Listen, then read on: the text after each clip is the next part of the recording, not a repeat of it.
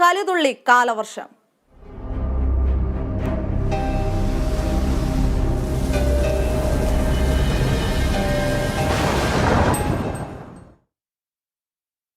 സംസ്ഥാനത്ത് ശക്തമായ മഴയിലും കാറ്റിലും വ്യാപക നാശനഷ്ടം.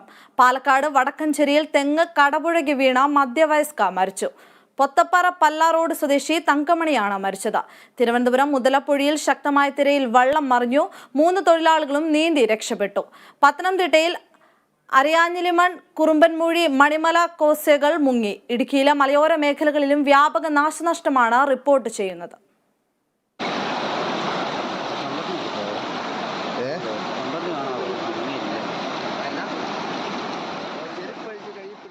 കനത്ത മഴയിലും കാറ്റിലും വ്യാപക നാശനഷ്ടമാണ് റിപ്പോർട്ട് ചെയ്യുന്നത്.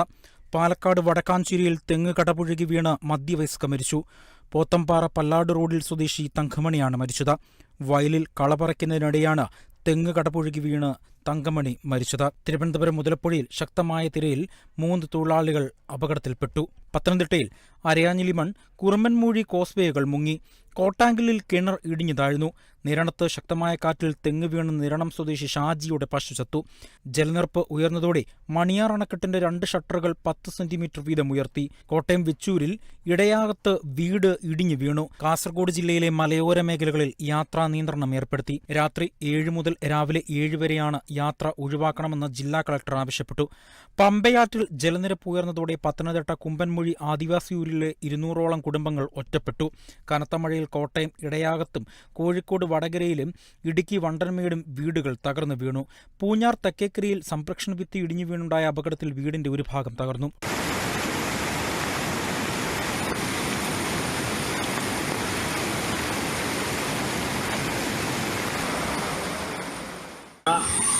എന്നെ വിളിച്ചു കഴിഞ്ഞപ്പോൾ ഇവിടെ എന്നാ വിളിച്ച് അങ്ങനെ ഏതാണ്ട് ഒച്ച കേൾക്കുന്നുണ്ടെന്ന് പറയുകയും ഞങ്ങൾ രണ്ടുപേരും കൂടി ഇറങ്ങി മഴയത്ത് ഓടി മുറ്റത്തേക്ക് ഇറങ്ങി, റോഡിലേക്ക് ഇറങ്ങി. മഴകായി. ആലപ്പുഴ വള്ളിക്കുന്നത്ത് കാറ്റിലും മഴയിലും 15 വൈദ്യുതി തൂണുകൾ ഒടിഞ്ഞു. തൃശൂർ നഗരത്തിൽ വൻമരം കടപുഴകി വീണതോടെ കൊടുങ്ങല്ലൂർ ഷൊർണൂർ സംസ്ഥാന പാതയിൽ ഗതാഗതം തടസ്സപ്പെട്ടു. മരം വീണതിനെ തുടർന്ന് വൈദ്യുതി പോസ്റ്റുകളും ലൈനുകളും തകർന്നു.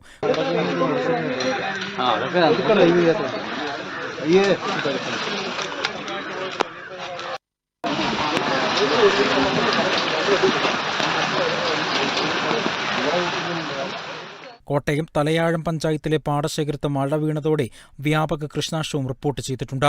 കോട്ടയം ജില്ലയിലും മഴ ശക്തമാണ്. മലയോര മേഖലയിലായ കൂട്ടിക്കൽ, പൂഞ്ഞാർ എന്നിവിടങ്ങളിലടക്കം മഴയുണ്ട്.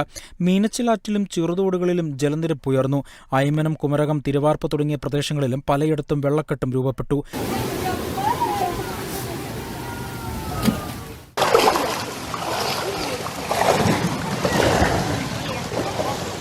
തലയാമ്പഴുത്ത് വരമ്പനകം പാടശേഖരത്ത് മടവീണ് 20 ഏക്കർ കൃഷി നശിച്ചു.